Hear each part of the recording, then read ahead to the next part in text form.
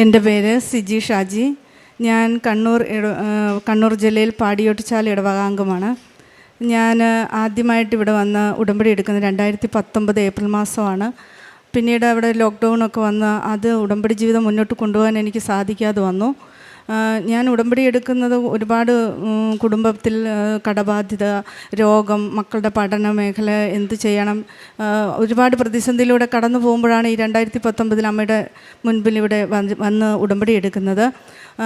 അതിനുശേഷം എനിക്ക് 1-2 നിയോഗങ്ങളൊക്കെ സാധിച്ചു കിട്ടിയിരുന്നെങ്കിലും പിന്നീട് ലോക്ക്ഡൗണൊക്കെ ആയി ഞാൻ ഇത്രയും ദൂരം വരേണ്ട ബുദ്ധിമുട്ടൊക്കെ ഓർത്ത് അതിൽ നിന്ന് പിന്നോട്ട് മാറി നിൽക്കുന്നു.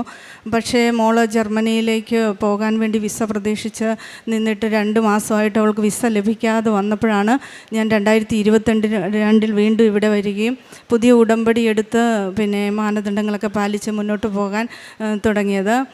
ഇവിടെ വന്ന് സെപ്റ്റംബർ 3-ാം തീയതി ഇവിടെ വന്ന് ഞാൻ വീണ്ടും ഉടമ്പടി എടുത്ത് പ്രാർത്ഥിച്ചതിൻ്റെ 5-ാമത്തെ ദിവസം ഒരു ചൊവ്വാഴ്ചയായിരുന്നു. ഞാൻ ലൈവായിട്ട് ധ്യാനം കൂടിക്കൊണ്ടിരിക്കുന്ന സമയത്താണ് മോൾക്ക് വിസ വരുന്നത്.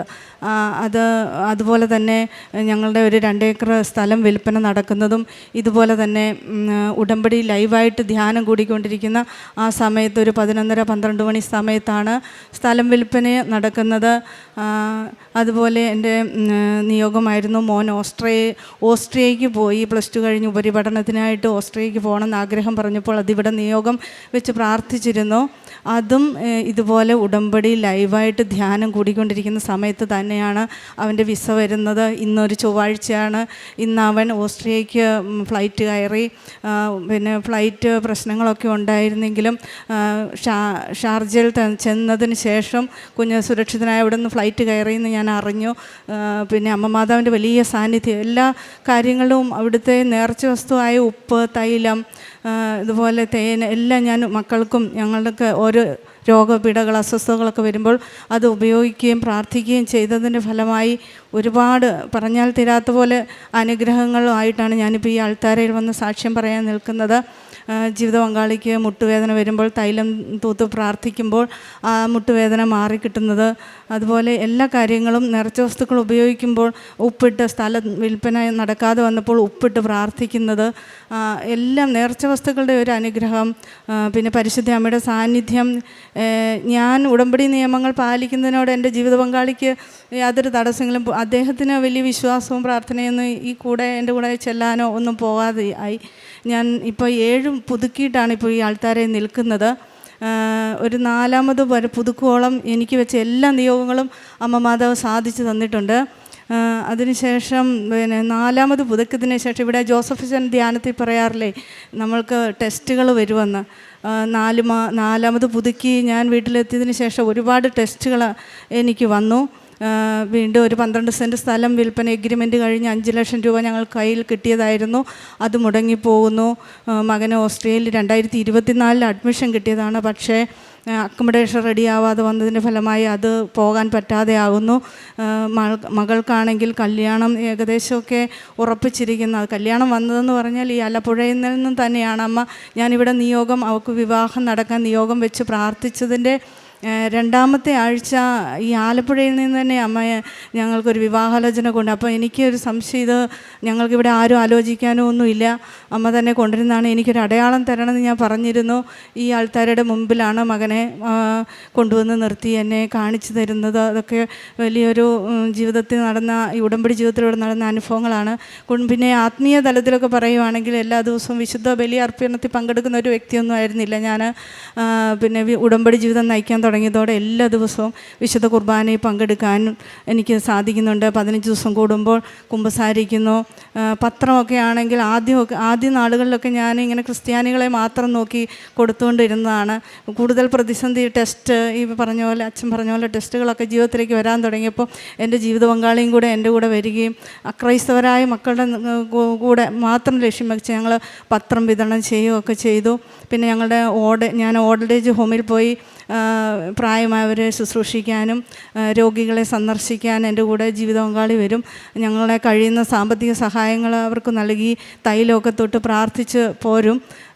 അതുപോലെ തന്നെ ഞങ്ങൾക്ക് ദശാംശമൊക്കെ ഞങ്ങൾ പറ്റുന്ന പോലെ ഇവിടെ ഞങ്ങളുടെ ഇടവ പള്ളിയിലൊക്കെ കൊടുക്കും, പാവങ്ങളെ സഹായിക്കും.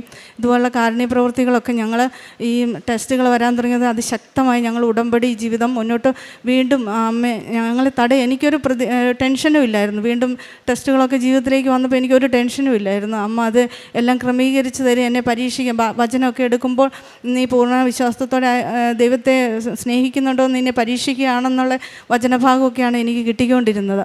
അപ്പോൾ അതുകൊണ്ട് തന്നെ എനിക്ക് നല്ല ആത്മധൈര്യം ഉണ്ടായിരുന്നു. ഞാനിങ്ങനെ എന്ത് ജീവിതത്തിൽ സംഭവിച്ചാലും പെട്ടെന്ന് ഭയം, ആകുലത, ഉത്കണ്ഠ അങ്ങനെയൊക്കെ വരുന്നൊരു വ്യക്തിയായിരുന്നു. ഈ ഉടമ്പടി ജീവിതത്തിലേക്ക് വന്നതോടെ നല്ലൊരു ആത്മധൈര്യം എനിക്കുണ്ടായി. ഇതൊക്കെയാണ് എൻ്റെ ജീവിതത്തിൽ സംഭവിച്ചത്. പിന്നെ പരിശുദ്ധ അമ്മയുടെ ഉടമ്പടി കാശുരൂപം, ഞാനിവിടെ ഒരു സാക്ഷ്യം കേൾക്കാനിടയായി. കാശുരൂപം നഷ്ടപ്പെടുന്ന ഒരു സാക്ഷ്യം. അപ്പോൾ ഞാനിങ്ങനെ ഉത്തരീയത്തിലാണ് ഇതിട്ടിരുന്നത്. അതിങ്ങനെ എപ്പോഴും അത് നഷ്ടപ്പെടുമോ എന്ന് എനിക്കൊരു ഭയം ഉണ്ടായിരുന്നു. എപ്പോഴും ഞാനതിങ്ങനെ തൊട്ട് നോക്കുമായിരുന്നു. അങ്ങനെ ഒരു ദിവസം ഞാൻ തീരുമാനമെടുത്ത് അതൊന്ന് ഒരു നൂലിട്ട് ആ ഉത്തരീയത്തെ കെട്ടിയിടണമെന്ന് തീരുമാനിച്ച് രാത്രി കിടന്നുറങ്ങി. രാവിലെ ഞാൻ കാണുമ്പോൾ അത് ഉത്തരീയം കൊണ്ട് തന്നെ അമ്മ അത് കെട്ടി സുരക്ഷിതമാക്കി എൻ്റെ കഴുത്തിൽ അണിയിച്ച് തന്നതായിട്ട് ഒരു അനുഭവം എനിക്കുണ്ടായി. തൈലത്തിൽ നിന്ന് മുല്ലപ്പൂവിൻ്റെ സുഗന്ധാഭിഷേകം എനിക്ക് ലഭിച്ചു. അതുപോലെ രോഗി സന്ദർശനം നടത്തി ഞങ്ങൾ തൈലം തൊട്ട് പ്രാർത്ഥിച്ച് വീട്ടിലെത്തിയപ്പോൾ വീണ്ടും ആ തൈലത്തിൽ നിന്ന് ഭയങ്കര സുഗന്ധാഭിഷേകം എൻ്റെ ജീവിത പങ്കാളിക്ക് ലഭിച്ചു. അതുപോലെ തന്നെ ജീവിത പങ്കാളി ഞാൻ പറഞ്ഞില്ല, എൻ്റെ കൂടെ പ്രത്യക്ഷീകരണ പ്രാർത്ഥനയൊന്നും കൂടുകയല്ല, പക്ഷേ അയാൾ എന്നെ തടസ്സപ്പെടുത്തുന്നില്ല. അതിനുശേഷം ഈ സ്വപ്നത്തിൽ അദ്ദേഹത്തിനാണ് മാതാവ് പ്രത്യക്ഷം കൊടുത്തത്. അതിനുശേഷം എൻ്റെ കൂടെ പ്രത്യക്ഷീകരണ പ്രാർത്ഥന കൂടുന്നു. ഇപ്പോൾ രാവിലെ എല്ലാ ദിവസവും 5:30 അച്ഛൻ്റെ ഡെയിലി ബ്രെഡ് കൂടുന്നു. ചൊവ്വാഴ്ച ദിവസത്തെ ധ്യാനം എൻ്റെ കൂടെ ഇരുന്ന് പങ്കെടുക്കുന്നു. പിന്നെ എൻ്റെ മോള് ജർമ്മനിയിലാണെന്ന് ഞാൻ പറഞ്ഞ് നഴ്സിംഗ് പഠിക്കാം. അവൾ അവിടെ ഓൺലൈൻ ഉടമ്പടി എടുത്തു. ഇനി നാട്ടിൽ വരുന്ന സമയത്ത് തന്നെ ഇവിടെ വന്ന് ഉടമ്പടി എടുക്കും. ഇത്രയും കാര്യങ്ങളാണ് അമ്മ മാതാവ് എനിക്ക് ഉടമ്പടി ജീവിതത്തിലൂടെ തന്നത്. ജോഷുവയുടെ പുസ്തകം 24-ാം അധ്യായം 15-ാം തിരുവചനം. കർത്താവിനെ സേവിക്കുന്നതിന് മനസ്സില്ലെങ്കിൽ നദിക്കക്കരെ നിങ്ങളുടെ പിതാക്കന്മാർ സേവിച്ച ദേവന്മാരെയോ നിങ്ങൾ വസിക്കുന്ന നാട്ടിലെ അമോര്യരുടെ ദേവന്മാരെയോ ആരെയാണ് സേവിക്കുകയെന്ന് ഇന്ന് തന്നെ തീരുമാനിക്കുവിൻ. ഞാനും എൻ്റെ കുടുംബവും കർത്താവിനെ സേവിക്കും. സിജി ഷാജി എന്ന ഈ സഹോദരി തൻ്റെ ഉടമ്പടി സാക്ഷ്യാനുഭവങ്ങൾ അൾത്താരയിൽ പങ്കുവയ്ക്കുമ്പോൾ എങ്ങനെ ഒരു കുടുംബം പൂർണ്ണമായും കർത്താവിനെ ശുശ്രൂഷ ചെയ്യുന്ന കുടുംബമായി പരിണമിച്ചു എന്ന് തൻ്റെ സാക്ഷ്യത്തിലൂടെ പങ്കുവയ്ക്കുകയാണ്. ജോഷുവയുടെ വാക്കുകളാണ് നമ്മൾ കേട്ടത്. ഇസ്രായേൽ ജനം പല വഴിക്ക് പോകുന്നത് കാണുമ്പോൾ സംശയലേശമന്യെ അവരോട് ജോഷു പറയുന്നുണ്ട്, ഞാനും എൻ്റെ കുടുംബവും എൻ്റെ കർത്താവിനെ സേവിക്കും. അതിൽ യാതൊരു കോംപ്രമൈസുമില്ല. നിങ്ങൾക്ക് താല്പര്യമില്ലെങ്കിൽ മറ്റെവിടെയും നിങ്ങൾക്ക് പോകാമെന്ന്. ഈശോയുടെ അരികിലേക്ക് ജീവിതം സമർപ്പിച്ച് വരുന്നവരാണ് ഉടമ്പടി എടുക്കുന്ന ഓരോ വ്യക്തിയും ഓരോ കുടുംബവും. അമ്മ മാതാവിൻ്റെ സംരക്ഷണയിൽ നമ്മുടെ ജീവിതത്തെ നവീകരിച്ചുകൊണ്ട് വിശുദ്ധിയുള്ളൊരു ജീവിതം, വിശുദ്ധിയുള്ളൊരു ആത്മാവ്, ദൈവസ്നേഹത്താൽ പ്രചോദിതമായ പ്രവൃത്തികൾ, ദൈവികമായ പ്രവൃത്തികളെ മറ്റുള്ളവർക്ക് പങ്കുവയ്ക്കുന്ന സുവിശേഷ പ്രവർത്തനത്തിൻ്റെ അടയാളമായ കൃപാസനം പത്രത്തിൻ്റെ പങ്കുവയ്ക്കൽ, ഇതിലൂടെയൊക്കെയും ദൈവനാമത്തെ മഹത്വപ്പെടുത്തുകയും ജീവിത വിഷയങ്ങൾ ദൈവിക ശക്തിയാൽ പരിഹരിക്കപ്പെടുമെന്ന് ഉറച്ച് വിശ്വസിക്കുകയും ചെയ്തുകൊണ്ട് ജീവിതത്തെ സമർപ്പിക്കുകയാണ് നമ്മൾ ഓരോരുത്തരും ഉടമ്പടി ജീവിതത്തിൽ ചെയ്യുന്നത്. സഹോദരി പറയുന്നുണ്ട്, ഏറെ നാളായി ഉണ്ടായിരുന്ന പല വിഷയങ്ങൾക്കും അമ്മ മാതാവിലൂടെ പരിഹാരം കിട്ടുന്നത്. 3 വർഷമായി തടസ്സപ്പെട്ടിരുന്ന ഒരു സ്ഥലം വിൽപ്പന അമ്മയുടെ ഉടമ്പടിയെടുത്ത് നേർച്ചവസ്തുക്കൾ വിതറി പ്രാർത്ഥിച്ചതിലൂടെ നിസ്സാരമായി വേഗതയിൽ അത് വിറ്റുപോകുവാൻ അമ്മ മാതാവ് സഹായിച്ചതിനെക്കുറിച്ച് സാക്ഷ്യപ്പെടുത്തി. 12 ലക്ഷത്തോളം രൂപയുണ്ടായിരുന്ന കടബാധ്യത അമ്മ മാതാവിൻ്റെ അരികിൽ നിയോഗം സമർപ്പിച്ച് പ്രാർത്ഥിച്ചതിലൂടെ പൂർണ്ണമായി അത് മാറിക്കിട്ടിയതിനെക്കുറിച്ച് സാക്ഷ്യപ്പെടുത്തി. അതോടൊപ്പം വീട് നവീകരിക്കുവാൻ വേണ്ടി ഏറെ ആഗ്രഹിച്ച് അതിനുവേണ്ടി ഏറെ പരിശ്രമം നടത്തി പലപ്പോഴും നടക്കാതിരുന്ന വിഷയം ഉടമ്പടി എടുത്തതിനു ശേഷം അമ്മ മാതാവ് 4ാമത്തെ പുതുക്കലിൽ ആ വീട് നവീകരിച്ചെടുക്കുവാനുള്ള വഴികൾ കുടുംബത്തിന് തുറന്നുകൊടുത്തു. ആദ്യകാലത്ത് ഉടമ്പടി പ്രാർത്ഥനയിലും കാരുണ്യ പ്രവൃത്തികളിലും ഒപ്പം ചേരാതിരുന്ന ജീവിത പങ്കാളി അമ്മ മാതാവിൻ്റെ സാന്നിധ്യമായ സുഗന്ധാഭിഷേകം ലഭിച്ചതിലൂടെ, ദർശനം ലഭിച്ചതിലൂടെ പൂർണ്ണമായും ഉടമ്പടി ജീവിതത്തിലേക്ക് കടന്നു വന്ന് സഹോദരിയോടൊപ്പം കുടുംബം മുഴുവനും ഇപ്പോൾ ഉടമ്പടിയിൽ ദൈവനാമത്തെ മഹത്വപ്പെടുത്തി മുന്നേറുന്നതിനെക്കുറിച്ച് സൂചിപ്പിച്ചു.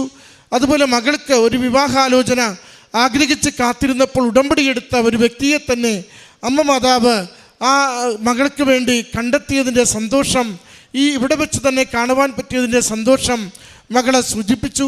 അതോടൊപ്പം മകള് വിദേശത്ത് ജോലിക്ക് വേണ്ടി പഠനത്തിന് വേണ്ടി പോകുമ്പോൾ അവിടെ ലഭിച്ച സംരക്ഷണത്തെയും സാക്ഷ്യത്തിൽ സൂചിപ്പിച്ച് സംസാരിച്ചു. ഉടമ്പടിയെടുത്ത് ഏതാണ്ട് ചുരുങ്ങിയ നാളുകൾക്കുള്ളിൽ ഇങ്ങനെ ഒന്നിനു പിറകെ ഒന്നായി ദൈവപിതാവും ഈശോ തമ്പുരാനും അമ്മ മാതാവും കരം പിടിച്ചെങ്ങനെ ഒരു കുടുംബത്തെ നയിക്കുന്നു. ആ കുടുംബത്തിൻ്റെ വിവിധങ്ങളായ വിഷയങ്ങളെ ഓരോന്നും എങ്ങനെ നിസ്സാരമായി പരിഹരിച്ചു കൊടുക്കുന്നു. വലിയ ഭാരപ്പെട്ടതെന്ന് കരുതിയ വിഷയങ്ങളുടെ മേൽ എത്ര സുന്ദരമായിട്ട് ആ ഭാരങ്ങൾ ലഘുവാക്കി വിഷയങ്ങളും പ്രതിസന്ധികളും തടസ്സങ്ങളും നീക്കി കൊടുത്തുകൊണ്ട് ജീവിതത്തിൻ്റെ കാര്യങ്ങളെ, കുടുംബത്തിൻ്റെ എല്ലാ മേഖലകളെയും എങ്ങനെ ഇടപെടുകയും സഹായിക്കുകയും ചെയ്യുന്നുവെന്ന് സാക്ഷ്യത്തിലൂടെ നമ്മോട് പങ്കുവയ്ക്കുകയാണ്. പ്രിയമുള്ളവരെ, ഉടമ്പടി ജീവിതം നമുക്ക് കൈമാറുന്നത് ഒരമ്മ കൂടെയുണ്ട്. ഒരമ്മ ജീവിതത്തിൻ്റെ ഏതൊരവസ്ഥയിലും, ഏതൊരു ക്ലേശത്തിലും, ഏതൊരു തകർച്ചയിലും കൂടെ നിന്ന് നമ്മളെ മുന്നോട്ട് നയിക്കുവാൻ സഹായിച്ചു കൊണ്ടിരിക്കും. ഈ അമ്മയോട് ചേർന്ന് നടക്കുവാൻ നമ്മൾ തീരുമാനിക്കുമ്പോൾ എല്ലാ കുറവുകളും അറിയുന്ന, അത് കാൽവരിയിലെ അത് കാനായിലെ ഇല്ലായ്മയാവട്ടെ, കാൽവരിയിലെ സഹനമാവട്ടെ, എല്ലാ കുറവുകളും അറിയുന്ന അമ്മയുടെ കണ്ണുകൾക്കുള്ളിൽ ഒന്നും മറഞ്ഞിരിക്കുന്നില്ല. അതുകൊണ്ട് അമ്മയുടെ കൺവെട്ടത്തേക്ക് ജീവിതത്തെ നീക്കി വെച്ച് കൊടുക്കുമ്പോൾ ഈ ആലയത്തിൽ ജീവനോടെ പ്രത്യക്ഷപ്പെട്ട അമ്മ നമ്മുടെ ജീവിതത്തിൻ്റെ ഏതൊരു ദുരന്തത്തെയും ഏറ്റെടുത്ത് നമുക്കത് സംരക്ഷണമായി, സൗഖ്യമായി, പ്രതിസന്ധികൾ നീക്കുന്ന പുതിയ വെളിച്ചവും വഴിയുമായി എന്നും പ്രശോഭിക്കുമെന്ന് നമുക്ക് ജീവിതത്തിലൂടെ, ജീവിതാനുഭവങ്ങളിലൂടെ ഈ സഹോദരി സാക്ഷ്യപ്പെടുത്തുന്നു. നമ്മുടെ ജീവിത വിഷയങ്ങളെ അമ്മയുടെ കരങ്ങളിൽ എളിമപ്പെട്ട് സമർപ്പിക്കാം. വിശുദ്ധിയോടുകൂടി നമുക്ക് ജീവിക്കാം. ദൈവഹിതം ആരാഞ്ഞുകൊണ്ടും ദൈവഹിതം അനുസരിച്ചും നമ്മുടെ ജീവിതത്തെ മുന്നോട്ട് കൊണ്ടുപോകുവാൻ ഓരോ നിമിഷവും നമുക്ക് പരിശ്രമിക്കാം. അമ്മ മാതാവ് നമ്മുടെ കുടുംബങ്ങൾക്ക് എന്നും തുണയും സഹായവുമാകട്ടെ.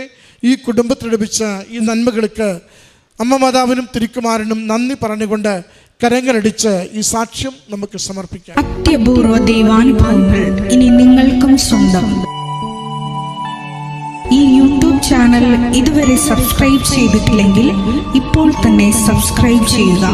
ഈ വീഡിയോ ഇപ്പോൾ തന്നെ നിങ്ങളുടെ സുഹൃത്തുക്കൾക്ക് ഷെയർ ചെയ്തുകൊണ്ട് കർത്താവിൻ്റെ പ്രേക്ഷിതരാകുക.